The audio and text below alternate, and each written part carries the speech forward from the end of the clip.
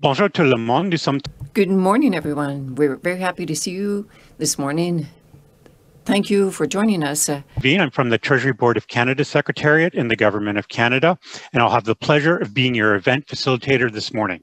That means I'll be leading you through the program and keeping an eye on time. Donc, si vous avez besoin de quoi? So if you need anything during this event, please don't hesitate to use the option to write something in the chat section. Welcome a broad range of participants from colleagues within the Government of Canada, the World Bank Group, and the International Development Research Centre, and other partners from the public, private, and nonprofit sectors, as well as civil society. And in getting to know each other better, we want to hear a bit more about you. We're using Slido as our interactive tool for this event. Please click on the Slido button on the navigation bar of the webcast player, and the application will open in a new window. If you navigate there right now, we're asking everybody to enter the city you're connecting from. We'll show the results in a few minutes. Please also don't hesitate to say hi by telling us your name and what organization you're joining us in the chat. Et encore une fois, merci d'être. And once again, thank you for being with us today. Lined up with expert speakers representing a diversity of voices from Canada, but also from Latin America, the Caribbean, Asia, and Africa. Today's event was designed to be very interactive in nature, so we look forward to hearing your thoughts, opinions, and questions in the official language of your choice via the event's Slido. This is for you to tell us your stories. Before we begin, just a couple of guidelines for the audience. First, you may adjust your viewing preferences at any time during the broadcast by clicking on the settings wheel located at the top right of your webcast player navigation bar to customize your language preferences. As a reminder, simultaneous interpretation is available in both English and in French. Should you experience any challenges with receiving smooth audio and or video, you may be experiencing a lack of bandwidth at your location. In this case, click on the button and select a lower bandwidth option. And then secondly, if you experience any technical difficulties at any time during the broadcast, just click on the question mark icon on the webcast player, enter your email address, a short summary of the problem you're experiencing, and click send, and we'll get back to you as soon as we can to troubleshoot your problem. And then one final little thing, I'd just like to remind you that the event will be recorded and will be available to be viewed afterwards by you and your colleagues.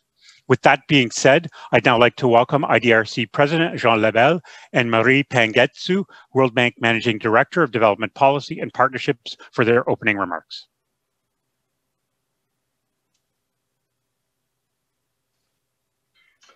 Thank you very much, Mark. Good day, everyone. Welcome to what promised to be, as you mentioned, a very interactive session, and why not being truly interactive by having with me Marie Pangetsu for a discussion about this year World Development Report findings. So welcome, Mary, this morning, and pleasure to be with you.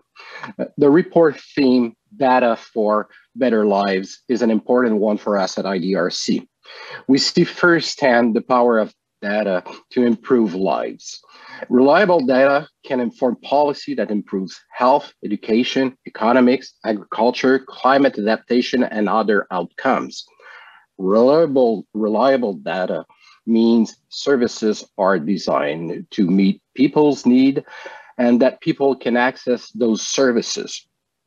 Reliable data also allows us to track progress and course correct, foster accountability, and drive innovation.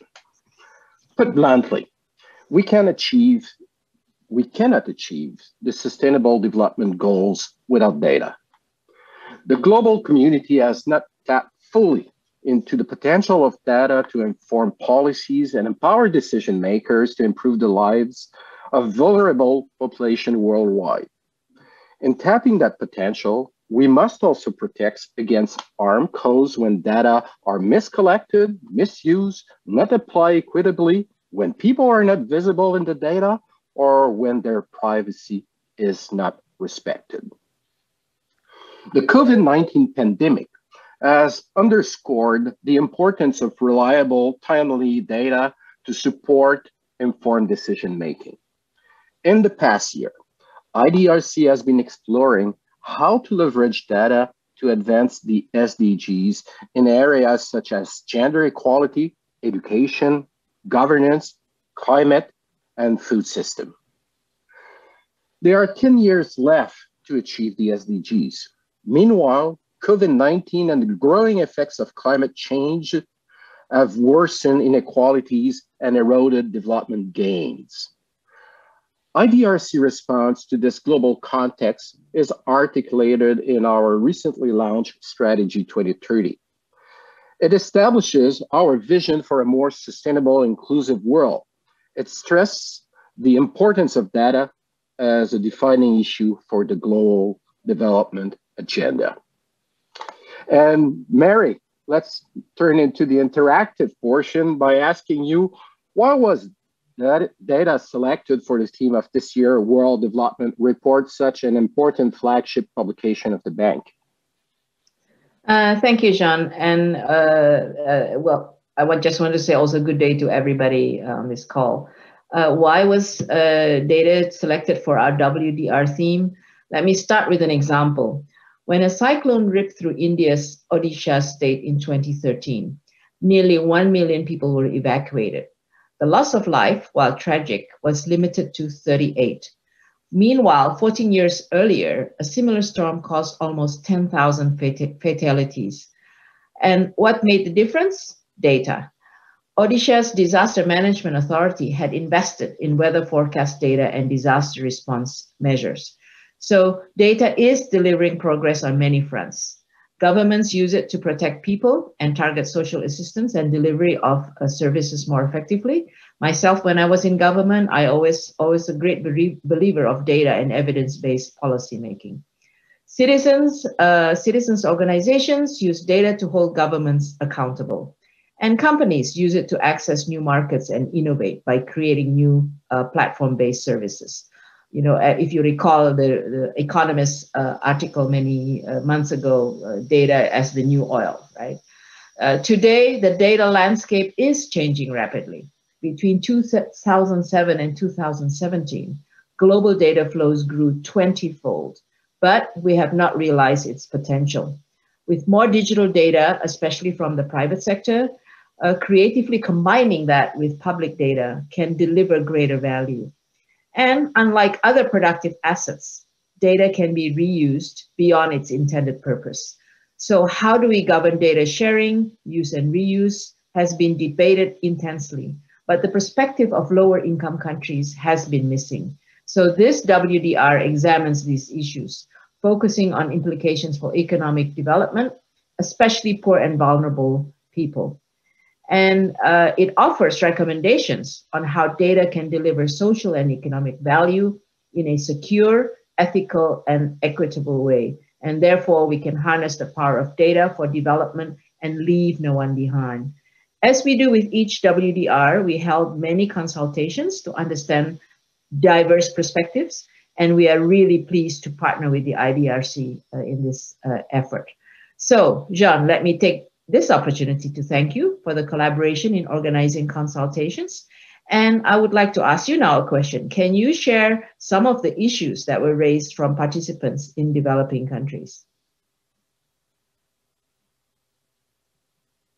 You're muted. So it is me today that is winning the t-shirt. You are on mute, so my apologies for that. Mary, thank you very much for your gracious word towards IDRC, but I have to say that over the years, IDRC and the World Bank have always collaborated quite extremely well around the World Development Report, and thanks to our expert staff. Shout out to Fernando Perini, that has been one of our expert staff that has been leading the bandwagon for IDRC this year. As you mentioned, we co-host consultation in Latin America, Africa, and Asia that engage more than 150 experts to help to craft and inform the World Development Report. But beyond the consultation, we will continue working together to address the report's recommendation and respond to the needs of the Global South. Several key issues emerged during the consultation that are unique to low and middle income countries. First, we heard that data inequalities are a major issue confronting us. There are inequalities in the ability to produce, utilize, and profit from data, both across rich and poor countries and within them. Second, we heard that risk of misuse and inequality in global data systems are tempering enthusiasm about data potential to further development goals. Third, a high-quality data system remains a distant vision for countries facing high levels of poverty, fragility, and weak governance. These are significant issues that we must overcome to make meaningful global progress. And Mary, what are your reflections on these issues?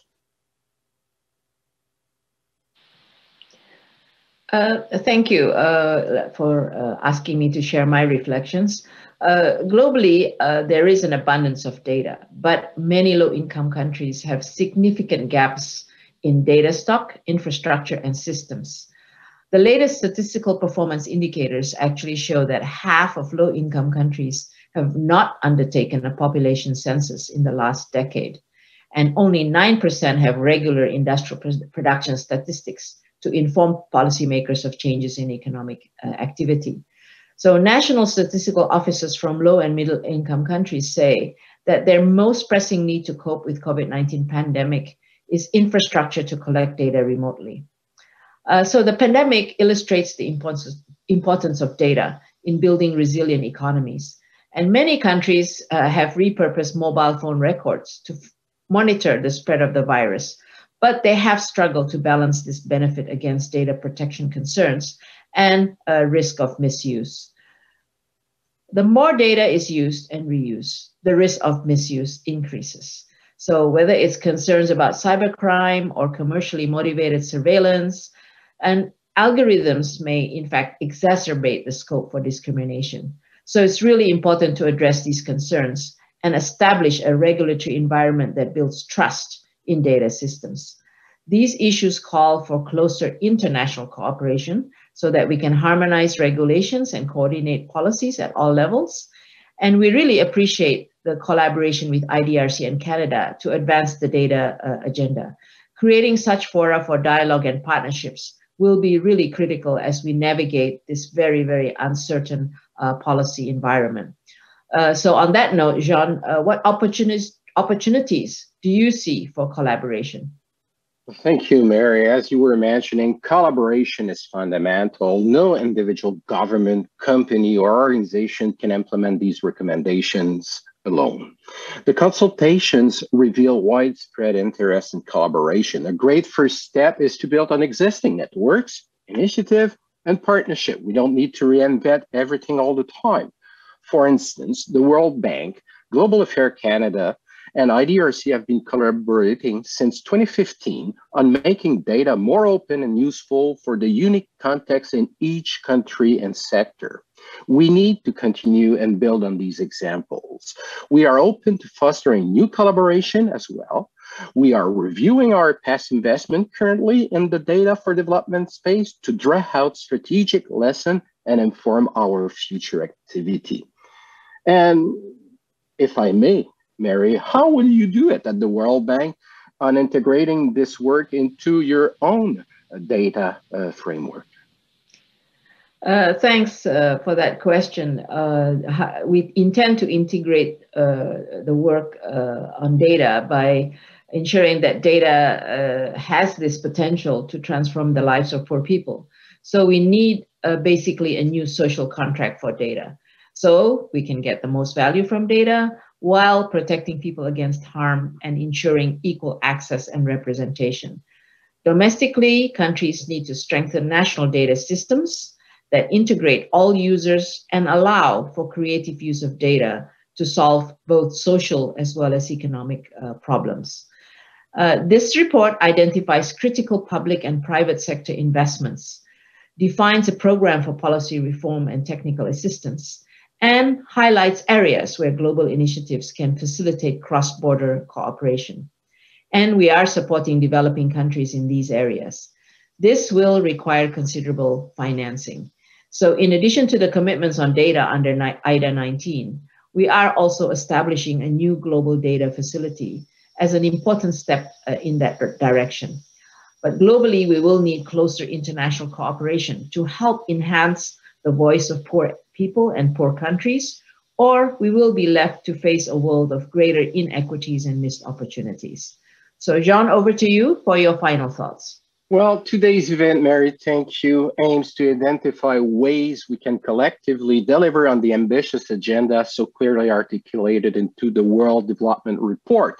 Your perspective will be critical towards guiding our collective approach. Mary, it's been a pleasure to share this virtual engagement with you. Thanks to the World Development Report team. A shout out to that team. If there was one document you should read today, this week, or even this year, it's at least the executive summary of the World Development Report. It's speak and spade in clarity and simplicity with nice graphics that are meaningful and understandable. It makes a world of difference in many circles with all our busy schedule. Data is fundamental to the development of this world. Thanks to all of you for your continued collaboration. And now I would like to introduce, and thanks, Mary, for sharing the podium with me this morning. I'd like to introduce and extend a very warm welcome to our keynote speaker. It is Canada's Parliamentary Secretary to the Minister of International Development, the Honorable Maninder Sidhu.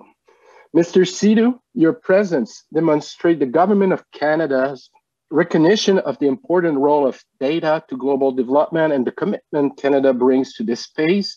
It is a pleasure to welcome you on behalf of all of us over here, also as the President of IDRC to Crown Corporation that report to your department. Always a pleasure to be sharing the podium with you. Thanks for your time and welcome again.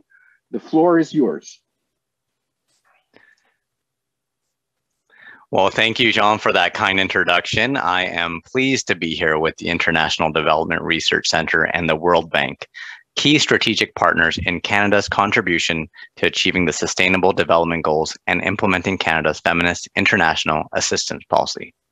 Congratulations on the launch of the World Development Report 2021, Data for Better Lives, which shows us how we can harness the power of data for the global good while protecting us from misuse of valuable information. We know that we can't improve what we can't measure. High quality data can strengthen policies and inform change.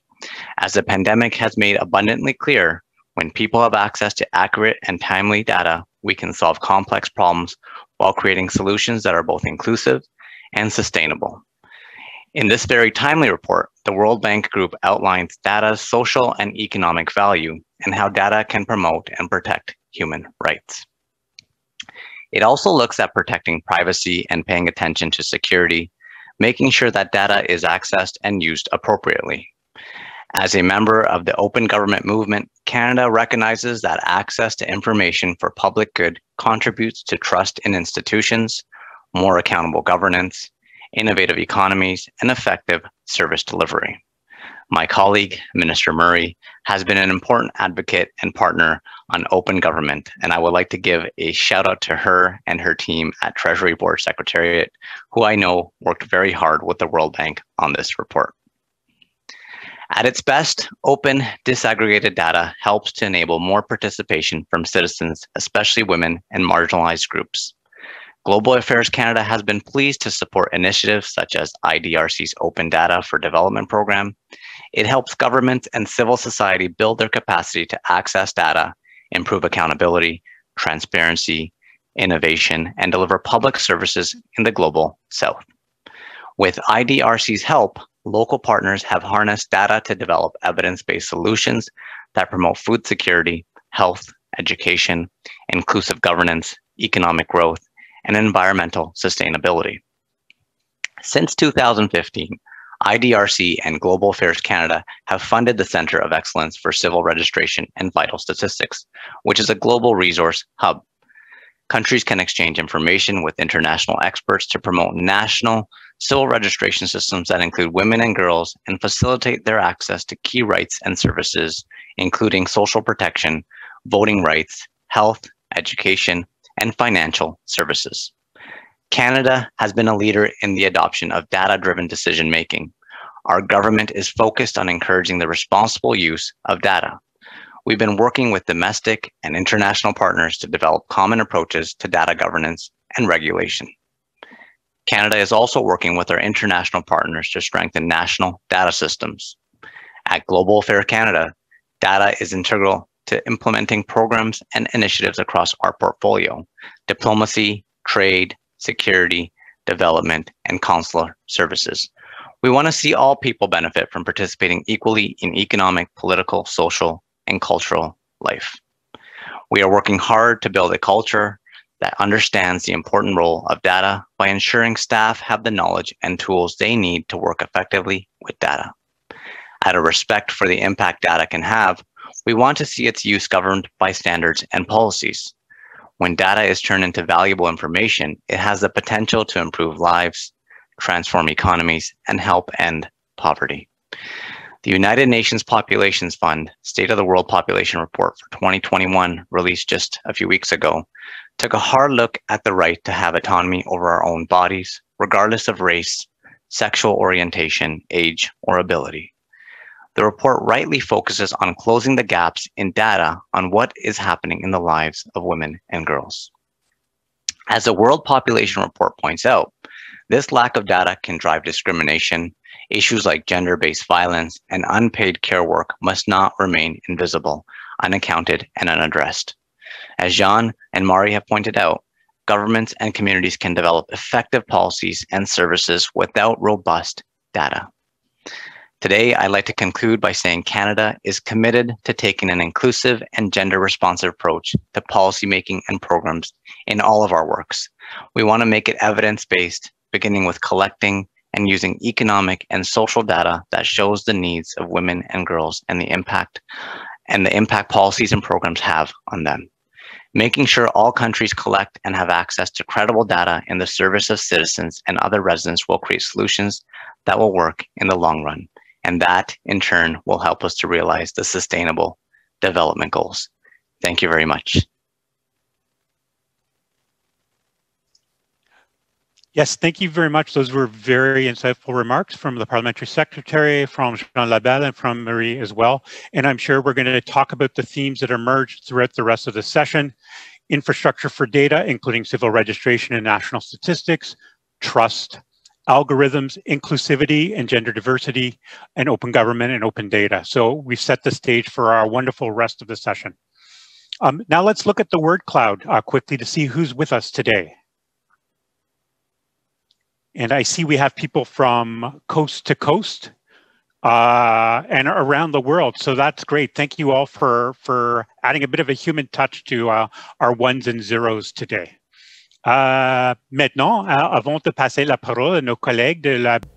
We will now give the floor to our colleagues of the World Bank for a presentation of the main conclusions of the report on world development. We will show you a short video that will give you an overview of the collaborative work that IDRC has made in the context of consultations to produce this report.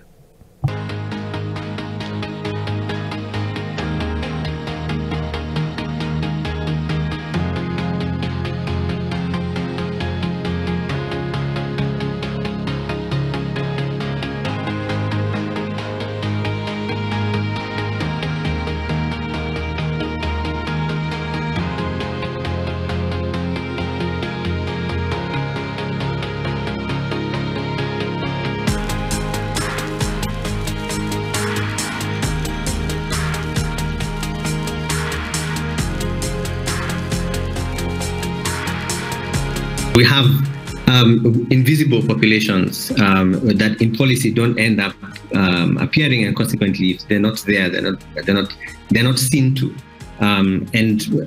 Women, rural women, female head of households, smallholder farmers, adolescent girls. There are a whole lot of people groups, and I'm talking about them, but at the same time, think about the broader minorities and vulnerable groups in our society. How do we actually recognize the role of different sources of data, whether it is data from indigenous knowledge systems, whether it's data from grassroots organizations, and how that becomes part and parcel of when we talk about data from this kind of international global level. So it's something we really need to think about: who produces data, who controls data, who has access to it, but what does the data actually speak to?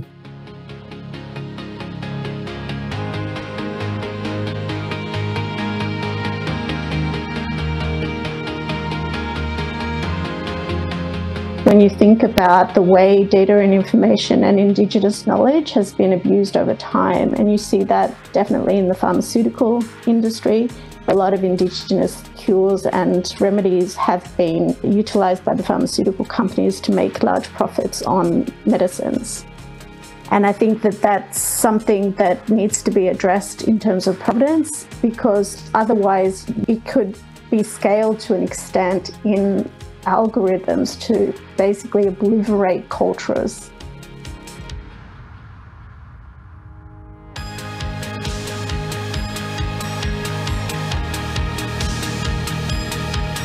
We found out that just basic issues such as common code lists in terms of, for example, categories and so on, or even the quality and standards of the data that's generated between different agencies, when these are not consistent or not good enough, they provide barriers towards scaling up and joined up data. So, and we've seen this especially happening during COVID-19, for example, when trying to provide, say, welfare aid, where 5 different agencies have different data points and they're all inconsistent or not able to work with each other.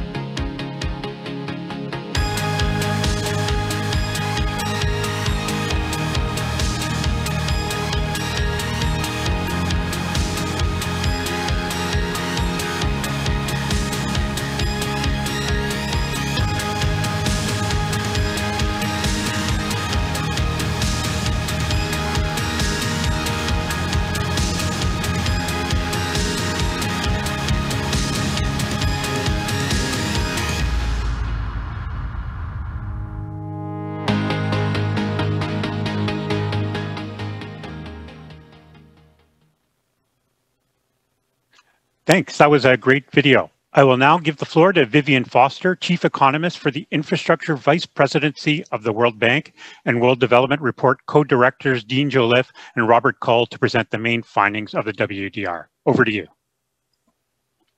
Thank you very much, Mark. It's a great honor for us to be here, and we very much value our partnership with IDRC Canada throughout this process. This is going to be a joint presentation between myself and my co-directors, Robert Cull and Dean Joliffe. So I think Bob, I believe you're starting us off. Yes, I am, Vivian. Thanks very much. Thanks to all for this opportunity to speak to you about WDR 2021, Data for Better Lives. Next slide.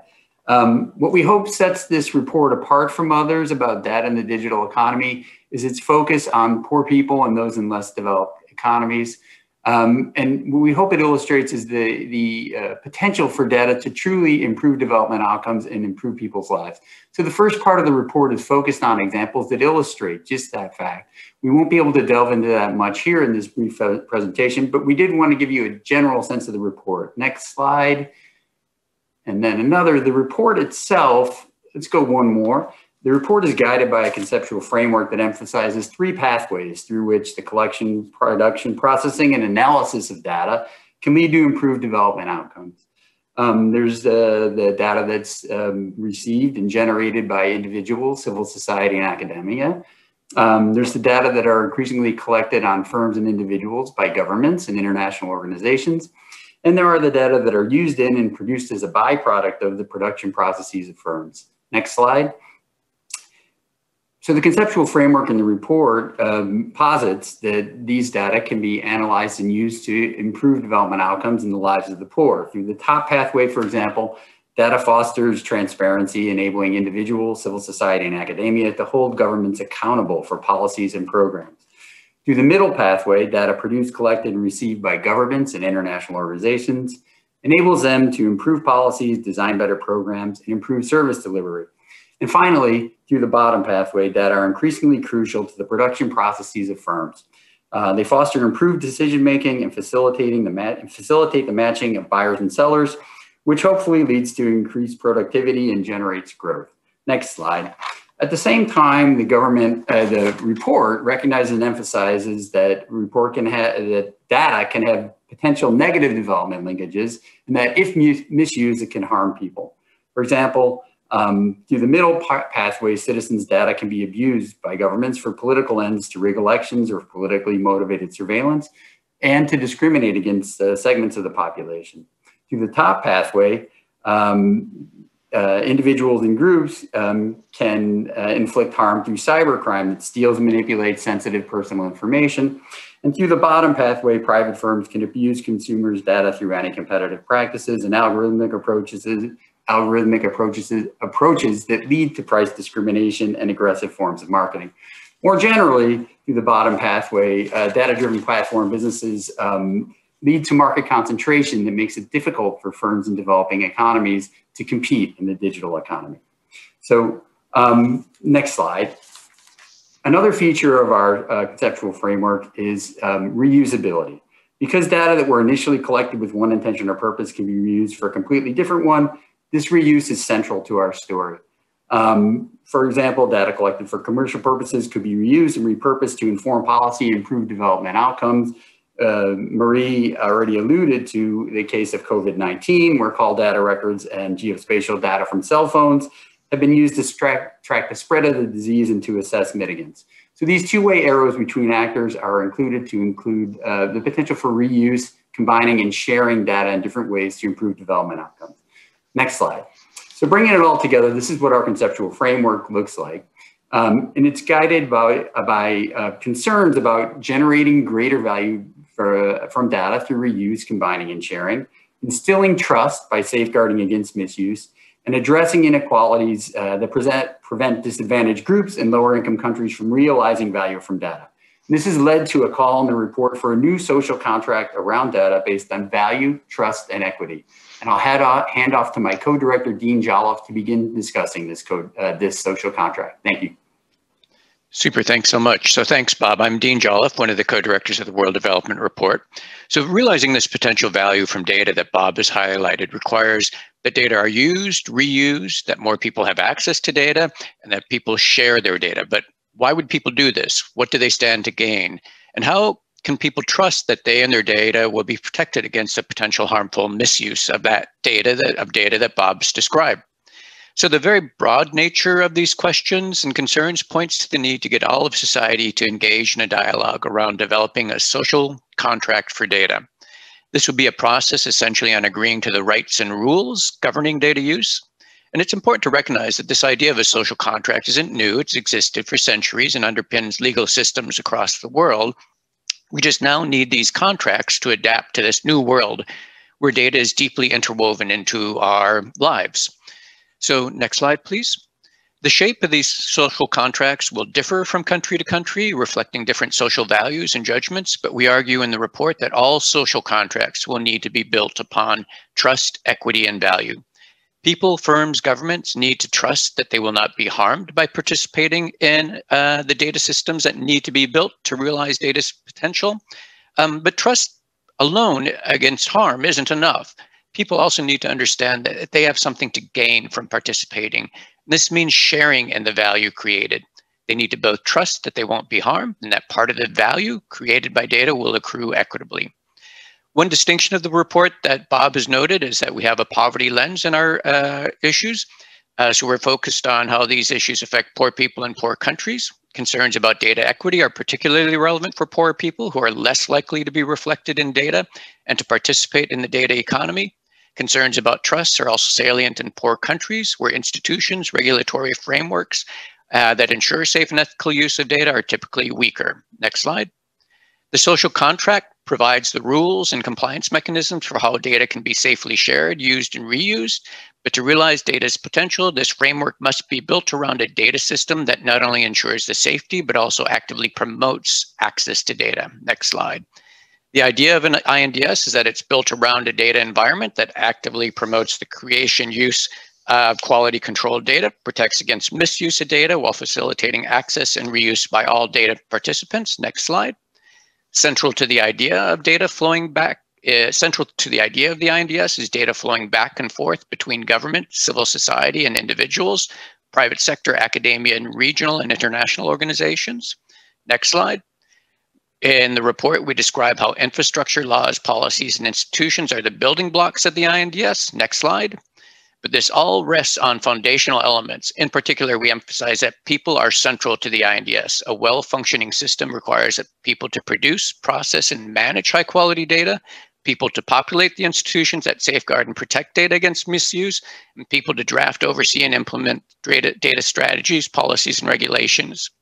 It needs all people to be able to understand, to understand the potentials, both positive and negative, of data. All this requires investing in improved human capital at all levels and fostering a better understanding of the role data plays in our lives. So we offered this vision of an integrated national data system as an aspiration. While it's clear that most of the countries that are a focus of our report are very far away from the aspiration, it's important to provide a clear description of what countries should be aiming for as they take steps towards improving their use of the data. I'm going to hand it over now to Vivian Foster, who will talk about the need to be building this all around a whole of government, multi-stakeholder approach to data governance. All yours, Vivian. Thanks very much, Dean. And as we'll see now, the World Development Report devotes a substantial space to really unpacking the data governance challenges that face all countries that are seeking to realize a new social contract and ultimately attain to an integrated national data system.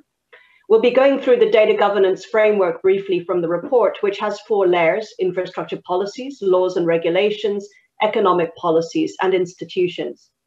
An important message of the report is that while data governance and the social contract is a matter for national or domestic policy, there are also many important areas for international collaboration. And indeed, it's very difficult to achieve the full goals of the data system without close international cooperation. This international cooperation may be bilateral, as when law enforcement agencies collaborate around cybersecurity.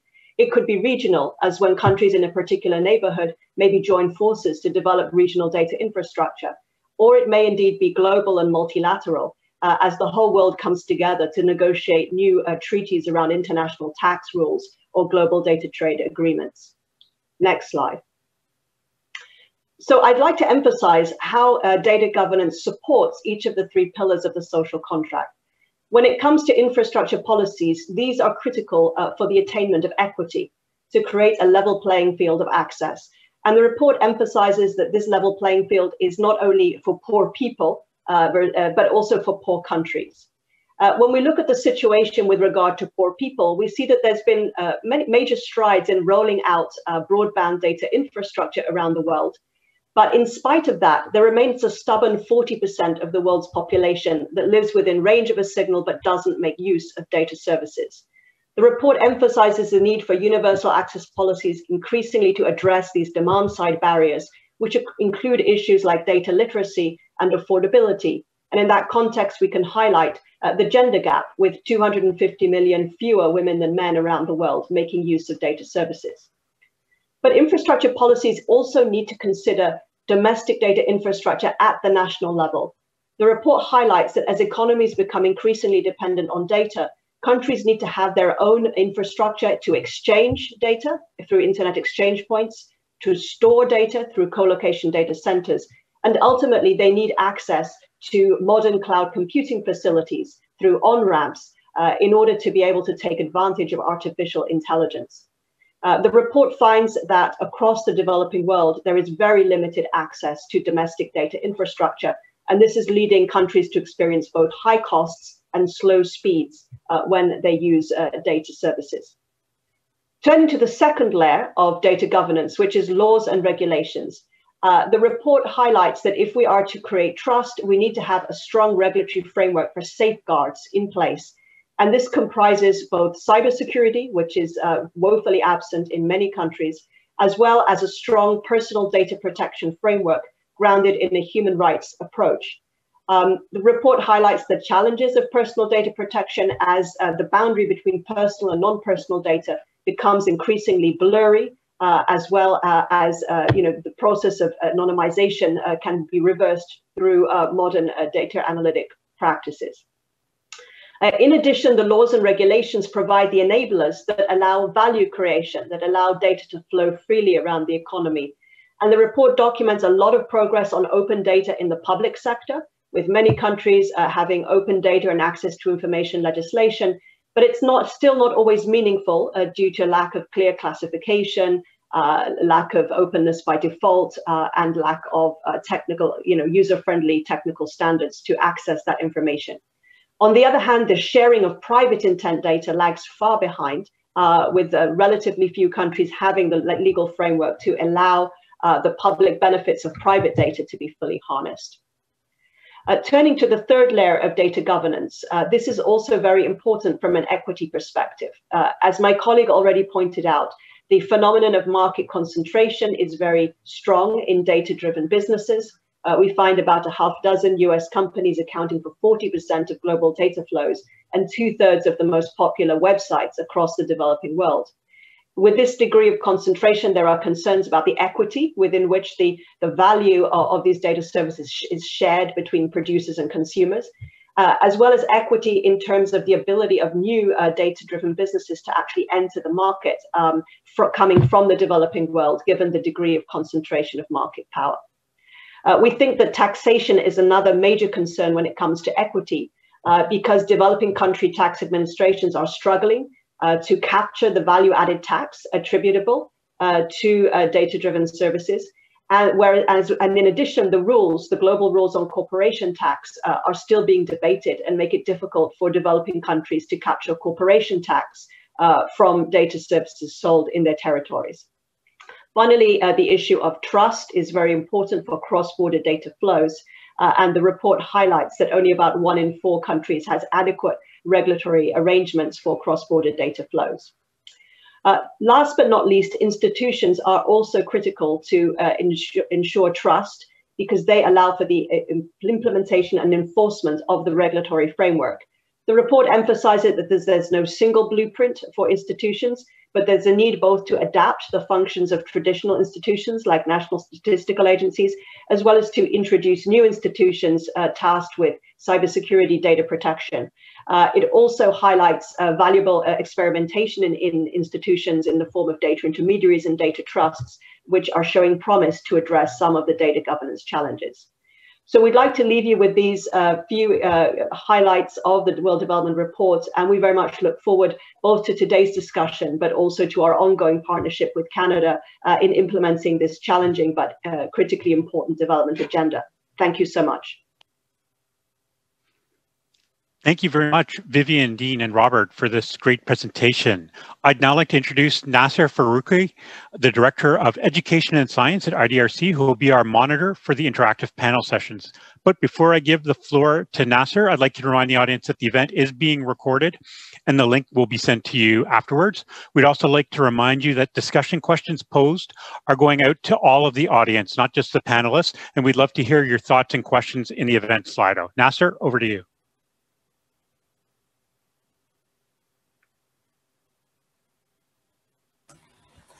Thanks so much, Mark, and good morning, everyone. And thanks to our World Bank colleagues, Robert, Dean, Vivian.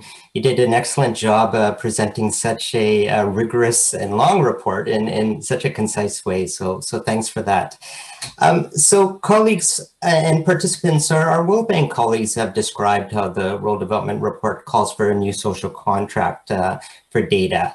That enables the use and reuse of data to create economic and social value, promotes equitable opportunities to benefit from data, and foster citizens' trust so that they won't be harmed by the misuse of data that is provided. So we're now going to have an interactive session on how to achieve that. And my dear audience, we would like you to participate in the discussion. So as I ask the panelists questions, I would like to ask you through Slido to comment and respond to enrich the discussion. Et puis nous vous invitons. And we would like to invite you to participate in the language of your choice. Your comments and suggestions in French are welcome. Introduce our panelists. We have Helani Gelapaya, who's the CEO of Learn Asia, a pro-poor, pro-market think tank working on digital and other infrastructure policy issues across the emerging Asia Pacific. Helani researches and disseminates knowledge and engages in policy discourse related to digital access, data algorithmic governance, human rights online, and post-COVID economic recovery. We also have Maria Paz Canales, who is the Executive Director of Derechos Digital, a Chilean-based independent nonprofit organization working since 2005 in the protection and promotion of human rights in the digital environment in Latin America, using advocacy tools amongst policymakers, private companies, and the general public. Mushidi Niaga is the co-founder and executive director of the Local Development Research Institute, an action-oriented think tank that supports the efforts of African Union member states in taking evidence-informed actions to end extreme poverty and hunger and reduce inequalities. He's also the partnerships lead for the African Open Data Network, which works towards improving the availability and the use and sharing of data for decision making. And lastly, but certainly not least, we have Shaida Baidi, who's the managing director of the Open Data Watch, an NGO focused on monitoring and promoting open data in national statistical offices. She has been an active member of the UN Secretary General's advisory group on the data revolution, and she co-chairs the Sustainable Development Solutions Network, data network. So panelists, all of you have been important partners in our Open Data for Development program, related programming that complements issues related to data and artificial intelligence. You were advisors to the World Development Report, or you contributed to it. We're really, really thrilled to have you with us, and welcome to all of you. So Helani, we're going to start with you. The report recommends harnessing the value of data to advance development objectives. So can you highlight some of the opportunities and challenges for using and reusing data to create social and economic value in development? Helani. Sure, thanks, Nasser. Morning, afternoon, everybody. So, I mean, I guess three classic examples based on our work probably highlight some of these challenges.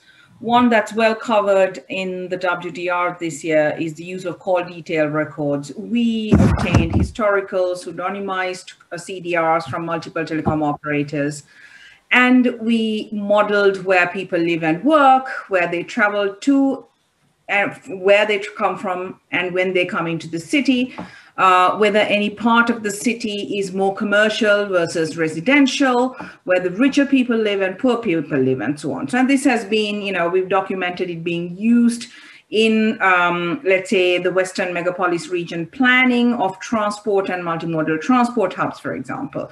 The challenges there as a civil society and research institution is obviously getting the data, but more than that, really understanding where the signal is coming from, to ensure that the coverage and representativity of the data.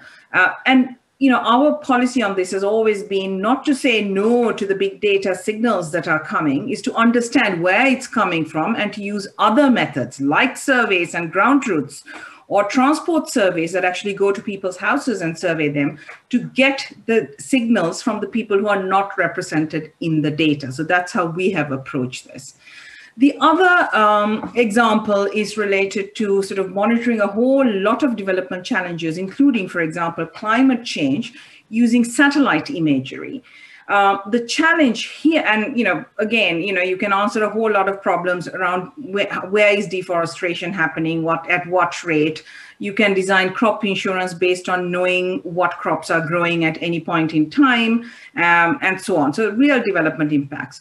But again, the problem there is the cost of data. The really high resolution data can be 20 to 25 US dollars per square kilometer. Now you can buy it one time, but to have a time series of data that leads really good analysis is prohibitively expensive, certainly for my organization and many in the global south.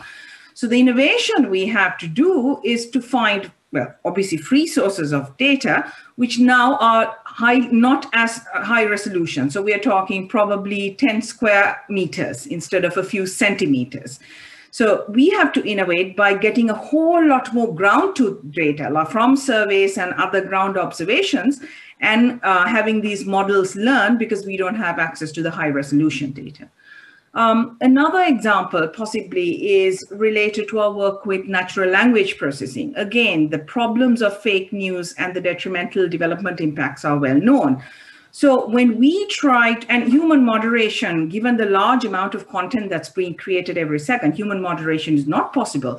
But when we try to do this for anything other than, let's say, the top 10 languages, you actually don't have the language corpus. That is, the grammar, the modern vocabulary, and the rules of the language are not machine analyzable. So the first thing we had to do was actually create the language corpus. We're doing this in Sinhalese and we're doing this in Bengali. Then we run into the problem of where do we get the training data from to create the data corpus. Turns out, well, Facebook initially gave us access to CrowdTangle, to hundreds of thousands of public postings, but then said we could research with it. We couldn't actually put it out there. What's the point of a corpus unless others can use it and analyze it and use it for content moderation? We then resorted to actually scraping websites in Sinhalese and Bengali. And then it turns out that the models you use in NLP work with really large data sets and actually have to be calibrated to work with 1,500 articles instead of 200,000 articles. So that's the kind of challenge that we are currently working with in these two languages. So while the challenges of using this are quite broad and well documented, I think people in developing countries face real challenges, and then civil society organizations who are trying to contribute to policy dialogue face a whole lot of other challenges. Thank you. Thanks so much, Halani. You really touched on a lot of important issues of sort of complementing different types of data sets that are available with local surveys, the importance of localization in terms of representative data sets. I wanted to just mention briefly that we have a project with the Google Foundation where we're actually doing that, building representative data sets and making sure, as you emphasize, that data is actually freely and openly available so that it can be used and reused by others. Mark, what's happening online? Do you want to highlight some of the responses from the audience? Sure. There's just a couple of comments so far, so we encourage everybody to go to Slido and put your thoughts in there. Really interesting question on data analytics that I think Halani talked about a bit. How do we separate signal versus noise, especially with big data centers, and how do we bring that analytical expertise to the Global South? Great. Colleagues, we have just a couple more minutes for this part of the session. So if you want to put up your hand, I mean, Mushiri or Maria, if you want to come in, Shaida, then put up your hand and let me know. Or any of the other esteemed panelists that we have on board. And if not, I'll keep going and we can come back to you because we have some time for some wrap up at the end of the session. So I'm going to move forward now, and the second really important dimension in terms of the social contract is about promoting equity. And we know, for instance, that the COVID-19 pandemic has not been gender blind. It's affected men and women differently and may have exacerbated gender inequality. So in Canada, for example, in March 2020, we saw women's employment dropping by 7%. And that was compared by the drop for men of 4%. According to Statistics Canada, and that provided early evidence of the disproportionate impacts of the pandemic. We know that because we were collecting data on it in Canada. So, Mushiri, the question is for you.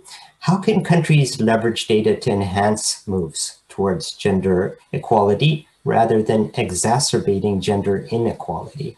And how might this be particularly important in a post-pandemic world? Mushiri, over to you. Thank you, Nasser. Happy to be here. Maybe I'll start with the early 2000s. By that time, it was becoming clear that mobile technology and particularly mobile broadband helped create potential for those living in poverty within the global south to access financial services, trade opportunities, education, etc. Around this time, driven by other concerns around national security, the growing mobile phone-driven kind of fraud, governments began to put measures to address some of those challenges by creating what eventually became new barriers in the form of SIM card registration. And I think in many countries that is more or less the norm now. But the result in those early years was a lot of young people, especially young women and girls, found themselves outside of the system. They couldn't access SIM cards and mobile broadband because they didn't have birth certificates. And now the issue of legal identity and access to legal identity becomes intertwined with the access to opportunities, such as having a phone in order to access content and learn and grow. And so this is really tied to the issue of civil registration. And that's an area, of course, IDRC has worked for a long time, as well as the World Bank. But there's still a lot of investment that's needed in order to increase coverage and make sure that our CRBS is usable in the way that we'd like it to be. And within the global south, coverage still middles around the 20 to 30%, which makes the data fairly unusable. Other systems that fall within the broader ambit of e-government are also really important because these service delivery systems generate data that becomes very, very key for determining where gaps are, how to respond in cases of emergencies such as a pandemic that we're going through now. So when services become disrupted and the data isn't there in a way that allows for service providers, for policymakers to understand who's being left behind, you end up with women, persons living with disabilities, girls, being disproportionately affected. So increasing coverage of these systems creates not just those touch points, but makes sure that they are as broadly distributed and as accessible as possible, so that the data comes in at the right speed, in the right quality, at the right time, for people to make the kind of decisions that are needed. That brings me, to my first point about how do we do that? How do we leverage data? The first thing, in my view, is make the investments. Countries can leverage that data to make the investments to increase coverage of crucial social services that use digital infrastructure in order to identify where the gaps are and implement the appropriate interventions.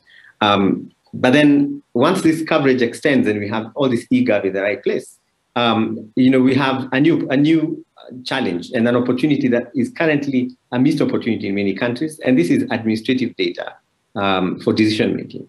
So you have, for instance, in the health sector, electronic medical record systems, EMRs, in many hospital facilities. And these facility level systems are very important for care and management. So for primary healthcare, they're a vital piece of technology. However, you will find there's an EMR in a hospital that was funded by one partner, only tracks specific diseases, a different one that's running on outpatient, a different system running the labs and pharmacy. And in those places, I have seen in some instances hospitals that have within the wards specific EMRs running only one program or one donor-funded set of diseases and not the other.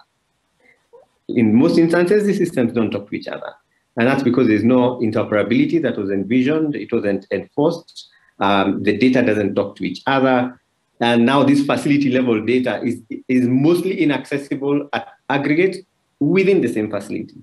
Now, during the pandemic, one of the things that happened in the early days was hospitals were being asked by upstream policy, COVID response committees at the national level to provide information on, who's admitted, what kind of, what are the observations, what kind of stocks are currently showing up for crucial medication, what their capacity looks like.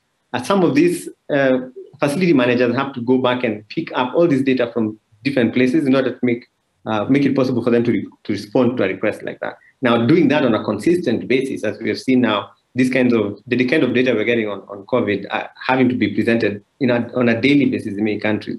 It means that aggregation required new investments, new processes, new procedures, new institutions, even in some places, in order for decisions to be made. So leveraging that data means that we have to go back and ask ourselves, where are the standards? We need to implement the standards, and we need to mandate interoperability at the level of the integrated national data system, but even at just a sector level, even to start with.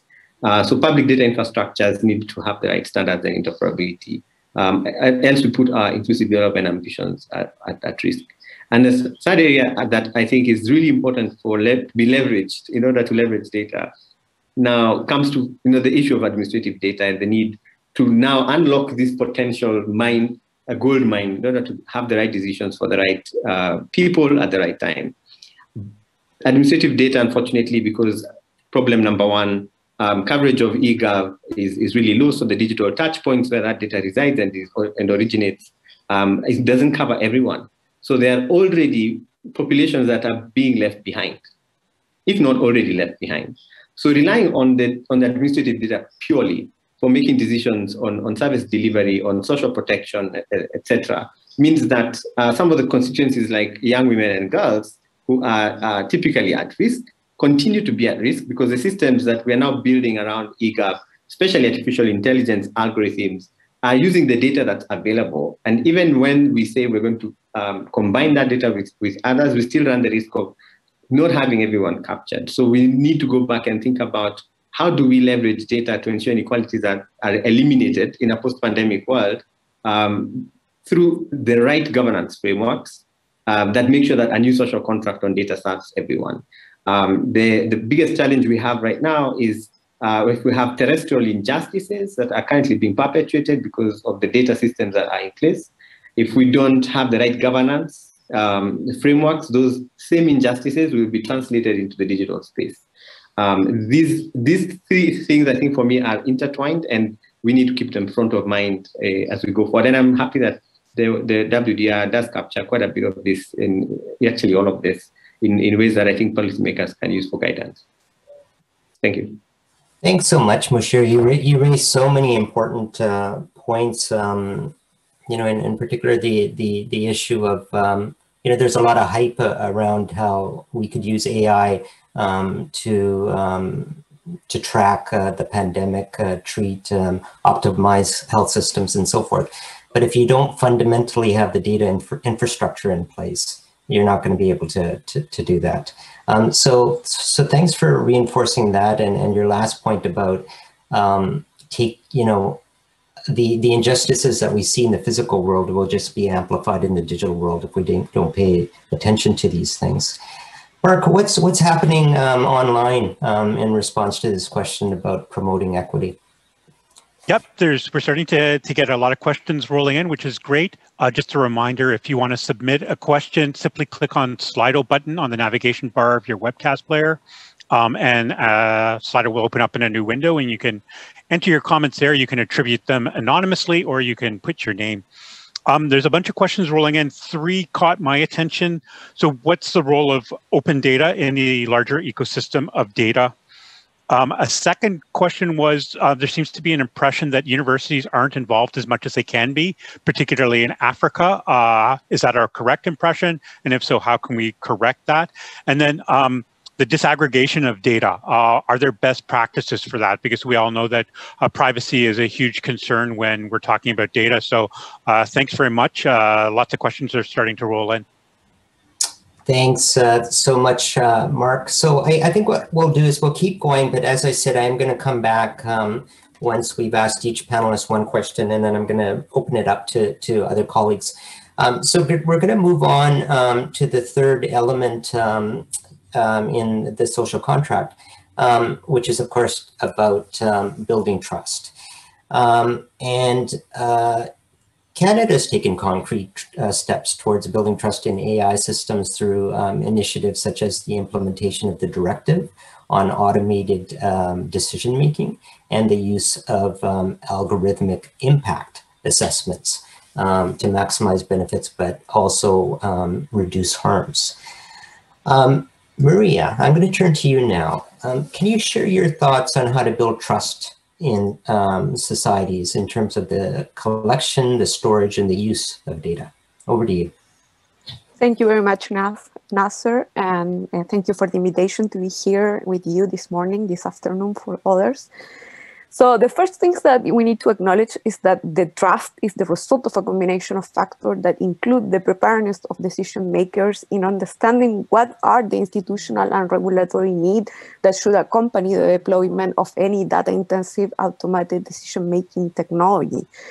When the data-intensive technology layer is added to the complexity of the public services in general and the public administration, the institutional preparedness and the ability to move forward the process with transparency on the solution promoted, it's essential for the legitimacy of the deployment and create this trust from the citizenship. So in our case, as Derechos Digitales, my organization, we had occasion to study this in detail, the impact of the trust,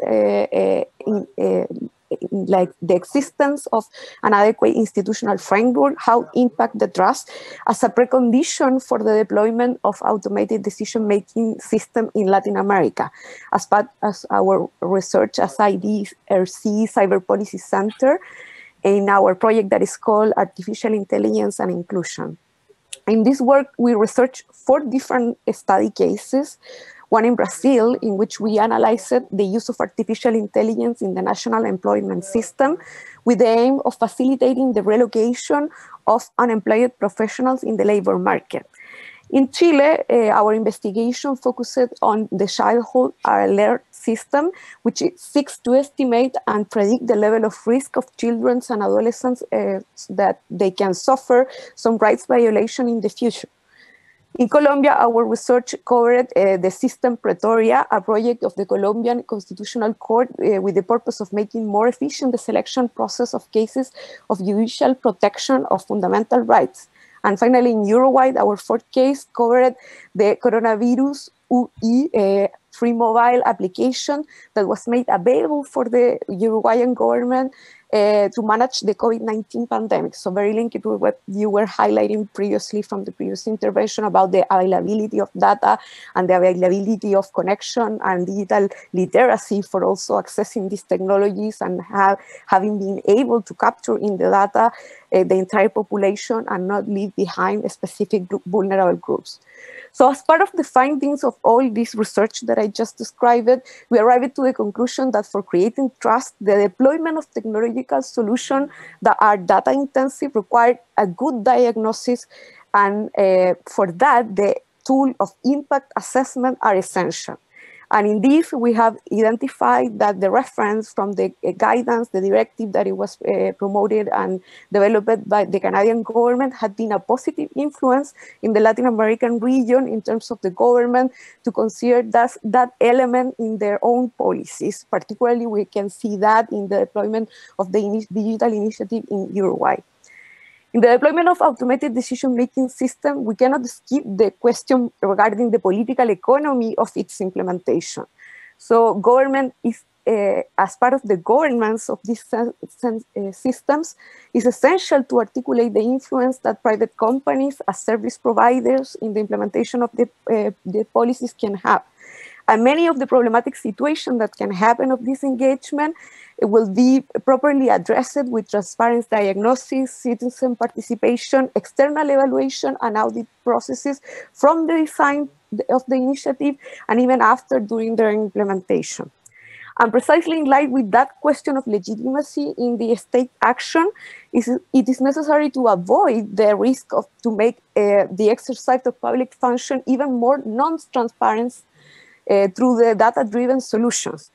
For that, we have found that multi-stakeholder participation in the process is essential because allowed enriching the design of the program and make visible that the installation of this process is not free of this political tension, where the efficiency of the technology and the usefulness of the data that is being used to feed it cannot be just assumed, but it needs to be part of the conversation. Other essential elements in this awareness of the limitation of any kind of system deployment are the problems with the data set, the biases, the limitation, but my colleagues already have referred extensively to that, so I'm not gonna take time on that. Whatever the regulatory limitation of a given country that can exist, and this is related to the question that in many cases in some regions there are not strong regulatory environments for dealing with the use of data. In any case, the policy that implement data-intensive technologies can consider a specific element to entrust an adequate governance and mitigate the risk. And that governance, in our opinion, should be composed at least of the following elements: data quality, data minimization, purpose limitation, equity, transparency, accountability of intervening agents, users' rights, internal and external oversight, recourse for the exercise of the users' rights, and redress in the case of abuse of harmful result, and finally, very fundamental, participatory mechanism. In our view, it is imperative to move towards a common normative horizon of reference which enable and guide the limits of the action of the various actors involved, from the citizens to the private companies and above all the state. For automated decision-making system to benefit the common good, which is what we are all looking for, at least its design and implementation should avoid violating fundamental human values. And for that, we believe that the framework of human rights offer a robust and comprehensive formulation for these values. Thank you very much. Open to the questions. Thanks so much, Maria. You know, I'm an environmental engineer, and in the past, I used to develop and help put together environmental impact assessments where populations would come in, communities would come in and comment and influence development projects to mitigate harms. This really resonates, this idea of algorithmic impact assessments. Are there some specific case studies that you could highlight where this is already being done, or is this really something that's sort of in the nascent stages in terms of mitigating harms? So the most developed example that we have in the Latin American region is what I briefly mentioned in my intervention from the Uruguayan government. They have developed a digital strategy, and they have a national artificial intelligence policy.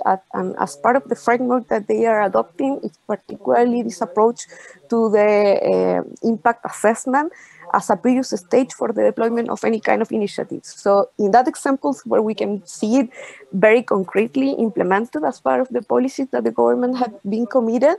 Sadly, it's not the case for other type of policies that have been advanced in the matter of artificial intelligence or automated decision-making in the Latin American region, in which we still see that there is too much of the top-bottom approach and a lack of understanding on what is the value of engage a diversity of stakeholders at an early stage, and particularly for help them to enrich this impact assessment in a previous way to deployment of the project. I think that, for example, the case of deployment of technology in the COVID-19 context is particularly useful. I can provide more resources about that, but for example, a number of Latin American digital rights organizations, we created a COVID-19 technology deployment observatory, and we saw in the research that we did about different technology solutions that the governments of the region implemented, that those that implement some kind of feedback mechanism inside the deployment of the technology were able to leverage all the participation from academia or civil society for improving the technology over the time and making more responsive and more respectful of the rights of the citizen. So that's a good example of how, in theory at least, some kind of this impact assessment can help in improving and making more aligned with the public good the implementation of these technologies. All right, Mark, thanks so much, Maria. Mark, can I turn to you and ask what kind of responses are coming from the audience on this question? Sure, lots of great comments, and I'll have to say that we here at the Treasury Board work very closely with the government of Uruguay on algorithmic impact assessment. So it's great to hear Maria talk about that. The government of Uruguay is a great partner of ours here in Canada. A couple of comments caught my eyes, Nasser. One is on the gender dimensions of data, which is a hugely important topic. And the other one was on repeatability. And I took that to interpret it takes a great deal of time, effort, and money to do a data collection exercise. How do we ensure that there's a sustainability aspect to that? And how do we make sure that, particularly in the Global South, we're able to repeat data collection exercises so the data becomes more meaningful? All right. Thanks so much, Mark. So colleagues, let's turn to the last question, which relates to the idea of integrated national data systems. Mashiri touched on this. And Shaida, I'd like to ask you, what are key principles for building integrated national data systems? Thank you, Nasser. And first, I want to congratulate the World Development Reports team. I joined the bank in 1977 and worked there for 36 years on data and helping to integrate data and bring raise the profile of data. And in fact, I worked on the first World Development Report where I was trying, as a research assistant working on data, I was trying to persuade the directors to have a couple of pages of data at the back of the WDR, and it was such a difficult task to do. So, fast forwarding, 40 years later and seeing a WDR on data is really, for me, it's like a dream come true. So congratulations and for making and bringing this important topic out. And thank you to IDRC also for having this gathering today. So that's a very good question. I think it's a really tremendously important question on what do we do? How do we agree on a common set of principles for really implementing this amazing recommendation on integrated national data system, which is really bringing everything together. First of all, why? Why is that important? Is I think all of us who have been in the data business, we see that the systems, data systems tend to actually go in a wrong direction in terms of being disjointed and develop piecemeal because the bosses want to see quick results, because education ministry wants to do its own thing, and the health ministry or agriculture ministries want to have other things, and monitoring and evaluation group has another function. So it's really important that all those parts come together, harmonize, and collaborate around the data. And I think this integration is very important. But it's important that this pain of setting up the data system, like the data infrastructure and standards, to be shared. But more important is to share the gains and to share the good things of increasing use, increasing trust, as many of the speakers have mentioned.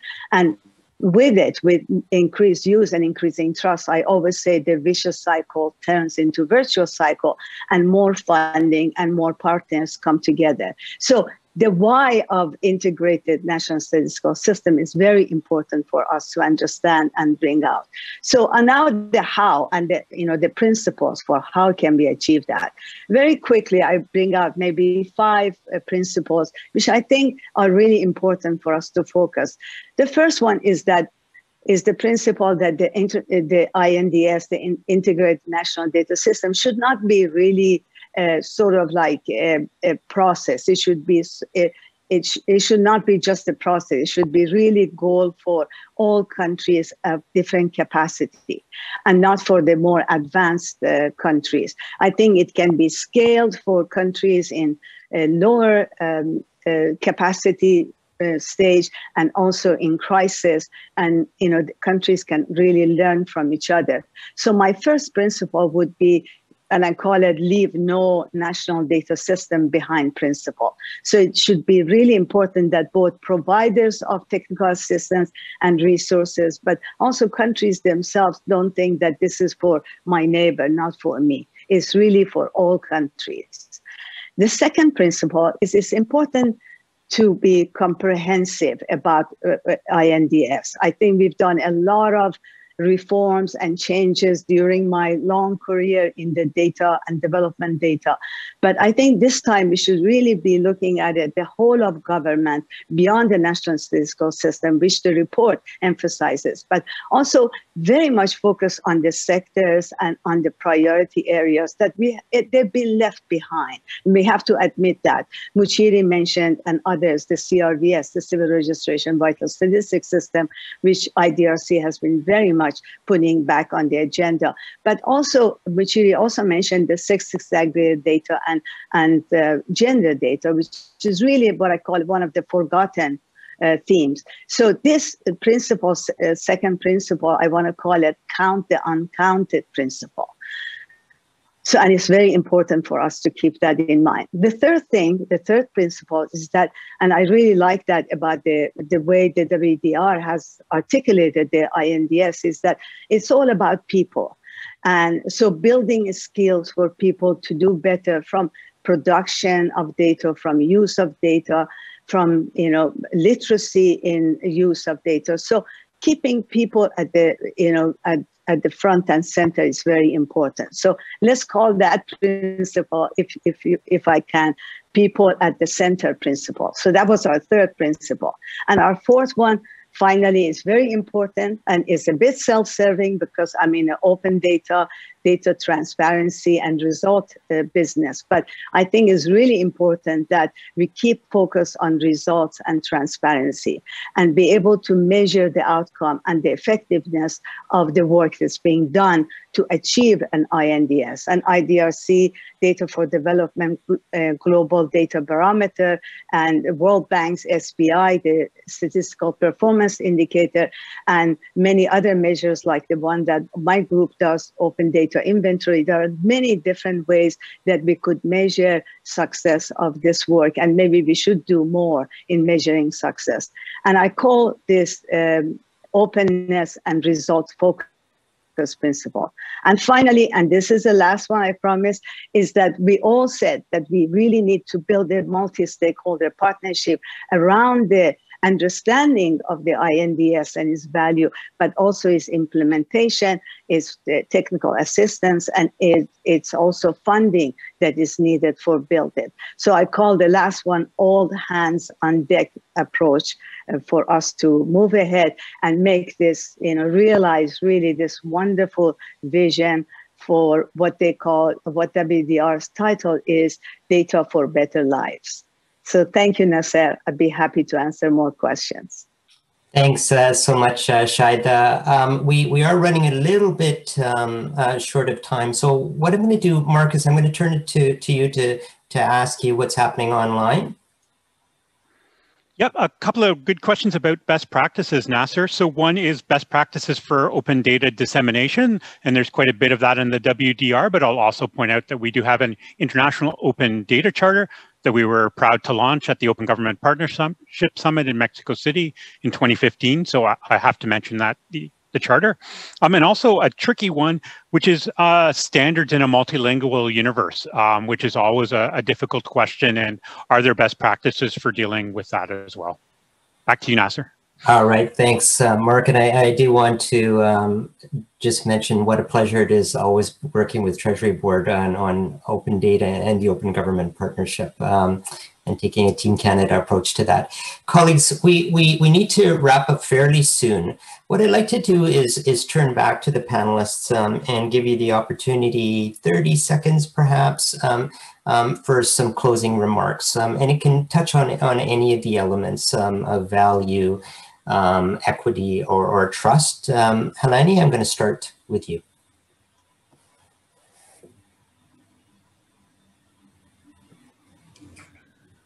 I think I interpret all of this as governments absolutely needing to have the capacity, not just to do the data science, to recognize what they cannot do. We certainly didn't assume that government had the capacity to even use the data we were producing. And that was absolutely true. And the first transport models were poo-pooed out of the door because that's not how transport modeling was done. So unless there is real demand on the side of government, because they see the value of this and they are willing to work with academia, private sector, and so on, addressing all the data provenance and the challenges that come with it, I don't think many of our governments are going to move forward, because now data scientists are available. Universities are producing graduates who can increasingly address this in Africa and in Asia. So the resource problems are less, the skill problems are less, but the skill problems in government are significant, and that has to be a focus. Thank you. Thanks so much, Halani. Mushiri, over to you. Thank you, Nasa. I think one thing that kind of becomes a thread for me across a lot of this is how interconnected a lot of these issues are. If countries have to address the trust deficit that pervades the global south, actually globally, citizens and government, or address inequality in social services, or just purely in society, we'll need to have very deliberate efforts to bring greater accountability, greater transparency to the algorithms that are being used for automated decision making in the public space and in social services. We will need a greater deal of accountability and transparency on the data that exists, and not just that it is there, but how it was collected, by whom, the methodology, how it's managed, etc. And I feel that we do still have quite a bit of work there. With open data, we made the data open, but I think we need to go back and deal with the accountability issues on the origins of a lot of this data, especially in the public finance and anti-corruption space. Thanks so much, Mushiri. Maria? Thank you. So many rich elements. I think that from my side, that what I take on, it's the interconnection between the three identified values that you have proposed in the report and in the social contract. I think that for realizing the value that it's proposed and that the value is available for everyone, the trust and the governance system that provide that trust and the equity that it's another of the value, it's really essential. And I think that taking on the point of Halani, that needs a multidisciplinary approach from the ones that are in charge of deploying the different policies and different perspective on how to approach this, from the economic efficiency of the solution, but also to the bottom line impact in the exercise of rights, and then crossing to the issue of governance and also participatory mechanisms for making this something that it has also political legitimacy in terms of the approach. Because as I highlighted in my presentation, I think the value of this deployment is not have to take as given. It need to be proven, and it need to be shown through the joint work from the government, the private sector, the academia, the civil society. And I think that in that sense, highlighting of this different aspect is a very good contribution of the report that I celebrate. Thank you very much. Thanks so much, Maria. And Shai, the last word to you, 30 seconds, closing remarks. Just 30 seconds. I think one thing that we haven't talked about, and it's really important for implementation of the vision of the WDR, is that we really need to focus on investment and financing for development data. Monitoring the flows of investment towards data and capacity building shows that we are not going in the right direction, and we would not even be able to meet the 2030 agenda. So I think IDRC, and looking at Jean smiling, is going to have a very big job, and helping us bring the donors, and of course we're working with DAC, with World Bank and other IFIs, but investment in data and filling the financing gap for data, I hope stays on our radar. Thank you. Thank you so much, Shaida. So colleagues, I just wanted to wrap up, a few things that really resonated with me is, the point that Halani made about the importance of complementing different types of data sets, through surveys and so forth to complement private or public data that's available. Mushiri, your points about interoperability really came out very strongly, because we can collect data, but if it can't talk to each other and be integrated, then we're really not going to kind of get the impacts we need. And certainly, Maria, the importance of algorithmic impact assessments to ensure that the algorithms are not just a black box, and that we understand the intended and unintended impacts of algorithms is something I wanted to highlight. Shaida, I think, you know, so much of what everybody said resonated, but really your point about taking a whole of government approach to data and the investment and financing point that you made right at the end. Perhaps one other thing, which is the importance of strengthening institutions, including government institutions, to work with civil society and others to really unlock the potential of data for development. So just to wrap up, we were really delighted to ensure the input of up to 150 scholars and experts from the South to inform the World Development Report, including our panelists. Some things to watch for in this space. IDRC is going to launch a feminist AI publication this year that's going to describe how to ensure women are helped and not harmed by algorithms. And we're also launching the Global Data Barometer, which will be a great baseline for this agenda. So watch this space. The event was recorded. We're going to be doing a summary report, which will be compiled and posted. I just really wanted to close by thanking everybody involved, certainly our World Bank colleagues for developing the World Development Report, your excellent presentations at this session. I'd like to thank Parliamentary Secretary Sidhu for your remarks, Mary and Jean, of course. All of our esteemed panelists. I really just enjoyed so much listening to you and learned so much from you today. And certainly all of our colleagues behind the scenes that have been involved in organizing and putting the event on today. Big shout out to my team, the team at Treasury Board and others. If I haven't thanked you, I'm also thanking you, but my last thank is actually to everybody online, all of you, all of the participants. Thanks so much for engaging and posting comments and so forth. I want to congratulate everybody and wish everybody a great day. Thank you very much.